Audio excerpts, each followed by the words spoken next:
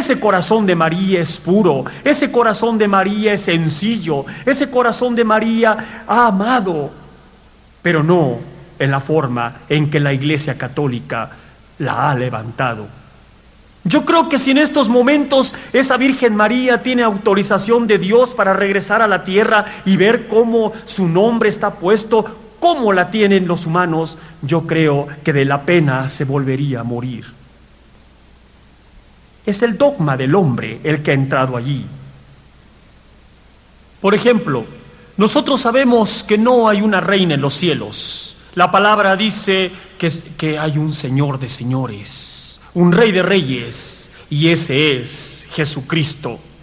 Otro dogma equivocado es que la Virgen no es omnipresente ni omnisciente, solamente Dios puede serlo. La Virgen María no es intercesora, solo Cristo murió por ti para ser tu intercesor. Solamente a través de Cristo es conforme nosotros podemos llegar a la presencia del Padre, y no por ninguna virgen ni por ningún santo. Solamente Cristo fue el que murió por ti para que tú tuvieras esa tan grande salvación en tu vida. Porque la Escritura dice: yo soy el camino y la verdad y la vida. Nadie viene al Padre sino por mí. Ahora nosotros hemos encontrado esa verdad en nuestras vidas. Ahora nosotros sabemos que solamente a través de Jesucristo nosotros podemos llegar al Padre. A través de los estudios nosotros llevábamos la vida de los santos, pero la palabra santo, traducido del griego, significa apartado, quitado, sacado. Y esto está hablando que es quitado, apartado y sacado del pecado. Nosotros hemos estudiado la vida de todos los santos. Yo conocí historias sobre historias y he encontrado una gran verdad en esas historias. Ellos sí eran los santos de aquella época. Ellos sí tuvieron un encuentro con Jesucristo. Ellos sí tuvieron la presencia de ese mismo Dios. Tú me puedes nombrar cualquier santo, San Antonio, Santa Ágata, Santa Mónica, San Judas Tadeo, y todos ellos tuvieron ese encuentro con Dios. En aquella época se le llamaba un éxtasis. Y ahora sabemos que es el Espíritu de Dios tocando a nuestras vidas. Pues bien, conocemos ahora a través de la palabra que Cristo fue el único que ha resucitado y que ha regresado del más allá, dominando así la misma muerte. Y como dice la palabra en Juan capítulo 11, verso 25, yo soy la resurrección y la vida, el que cree en mí, aunque esté muerto, vivirá. Y volviendo un poco hacia aquella ciudad de Roma, se estaba acercando el día en el cual muchos de nosotros habíamos esperado con mucha alegría, algunos con ansia,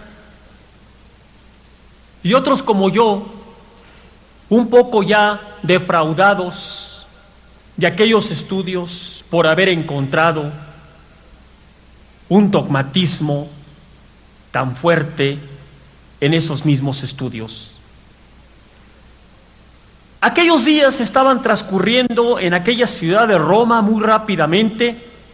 Yo había tenido unos compañeros que también eran de México, otros de Caracas. Había hecho una especie de grupo con ellos.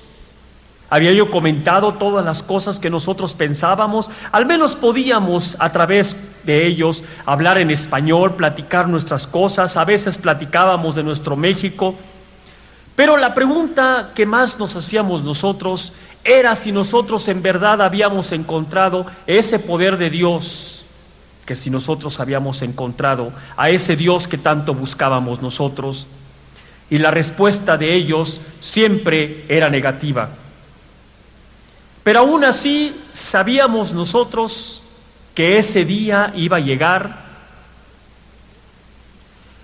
A veces nosotros en las clases preguntábamos cómo iba a ser ese día, y a nosotros nos habían dicho los maestros que ese día iba a ser glorioso, que ese día iba a llegar un poder especial de Dios a nuestras vidas. Inclusive había maestros que a veces nos decían que necesitábamos nosotros de una unción especial, de una unción más fuerte en nuestras vidas. Y yo a veces me preguntaba qué era esa palabra extraña que sonaba a mis oídos. Y así fue que aquel maestro sacaba de repente unas como capsulitas así vacías y entonces las llenaba con mucho cuidado de unos pedacitos así como de trapo, otros como de cartón, otro como polvito, y las rellenaba aquella cápsula, y entonces nosotros nos tomábamos 2 cápsulas y a veces preguntábamos que qué era aquello y decía que eran reliquias de santos, reliquias de vírgenes que nosotros teníamos que tener adentro de nosotros para que esa unción progresara, aumentara en nuestras vidas. Pero yo creo que lejos de una diarrea o lejos de un dolor de estómago no nos iba a provocar ninguna unción si eso era la palabra que él quería decir. A veces nosotros acompañábamos a los maestros a la ciudad de Murano, era una ciudad cercana a Roma, que aproximadamente hacíamos unas 2 horas y media por un camión o coche. Llegábamos a aquella ciudad y era la ciudad donde se fabricaban aquellos ídolos. Ahora les llamo ídolos, pero antes no les llamaba ídolos. Antes yo me arrodillaba ante ellos, antes yo creía en su poder de ellos. Aquellas fábricas se encontraban en esa ciudad de Murano. Es una ciudad muy famosa porque allí se hacen vajillas de cristales de colores. Pero allí también el Vaticano tiene una fábrica grandísima donde allí está fabricando vírgenes, pero a gran escala, está fabricando santos, están fabricando todos aquellas figuras que van a salir hacia partes de todo el mundo. A veces nosotros llegábamos allí a cargar pedidos para la ciudad de Roma y nosotros nos llevábamos varias vírgenes, varios santos que nosotros entregábamos a diferentes iglesias. Allí estaban aquellos operarios manejando aquellos santos. A veces uno le gritaba que necesitaba ojos azules, a otro le gritaba que necesitaba cabelleras rubias, de vírgenes morenas. Ahí había de todo. A veces ellos mismos blasfemaban y a mí me recuerda mucho una palabra que encontré en Isaías que dice que esos que están allí haciendo a esos ídolos están reprobados y tienen una mente reprobada y son igual que esos ídolos que están fabricando. Pero aún así aquel día se estaba ya acercando rápidamente a nuestras vidas, ese día esperado por muchos de nosotros. Había expectación de que quién era el que nos iba a ordenar a nosotros, pero había sorpresas para nosotros. El propio Papa había decidido presidir aquella ceremonia. En aquella época el Papa era Juan XXIII.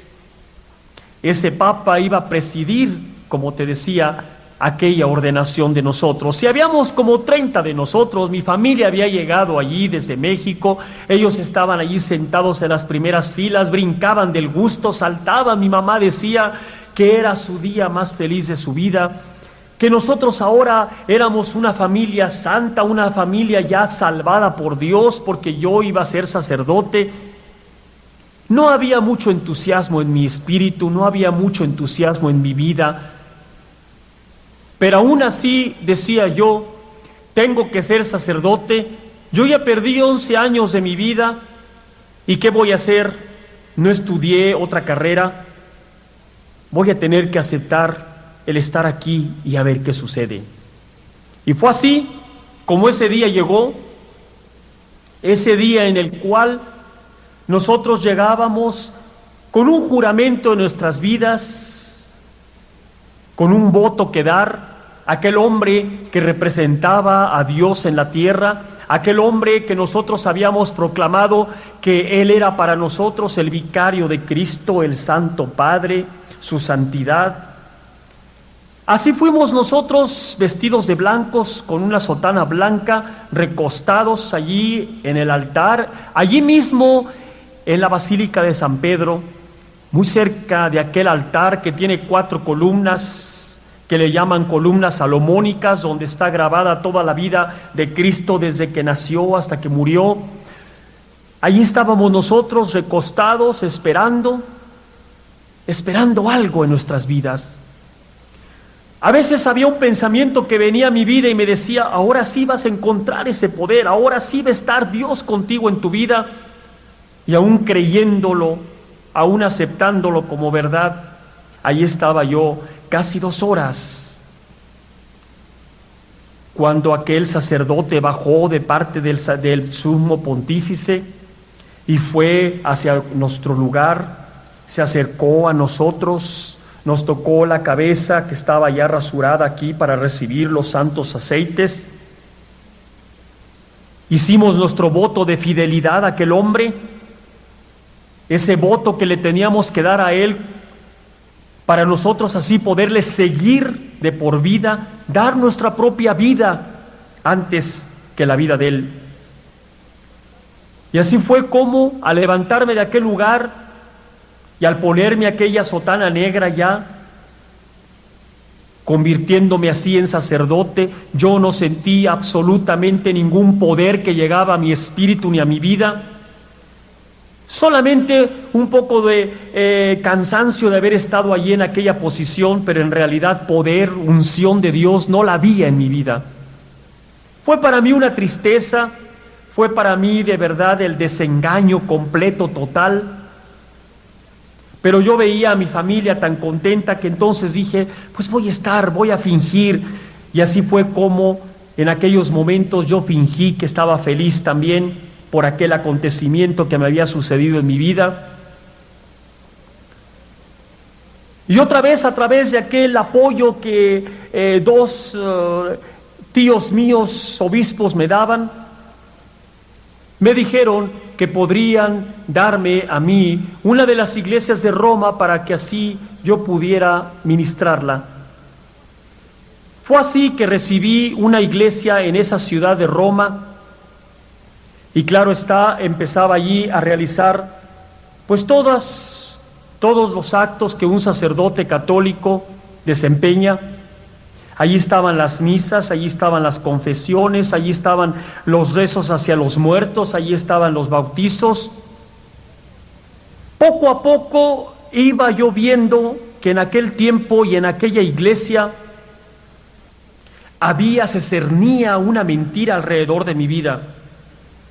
Yo ya me estaba sintiendo como aprisionado en aquel lugar.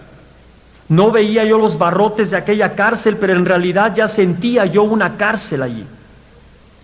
Había veces que yo empezaba a ganar dinero, había veces que a mí me llegaba dinero, y no eran las liras que no valen absolutamente nada, sino que eran dólares. A veces a mí me entregaban dólares para misas gregorianas, para sacar muertos del purgatorio. Y así fue como me di cuenta de que yo ya tenía una ganancia en mi vida. Y poco a poco mi vida fue común y corriente. Empezaba yo ya a salir a los bares, a los restaurantes, con mis compañeros, aquellos que les había tocado otra suerte menos buena que la mía, pero en realidad yo era el que los invitaba a ellos y les decía, vámonos a este lugar. Inclusive volábamos a ciudades cercas allí de Roma. Usted puede volar a la ciudad de París en menos de 45 minutos. Todo estaba cerca allí y me dediqué yo a pasearme, me dediqué yo a vivir esa vida. Tenía el dinero para hacerlo, pero en realidad allí yo no había encontrado a Dios.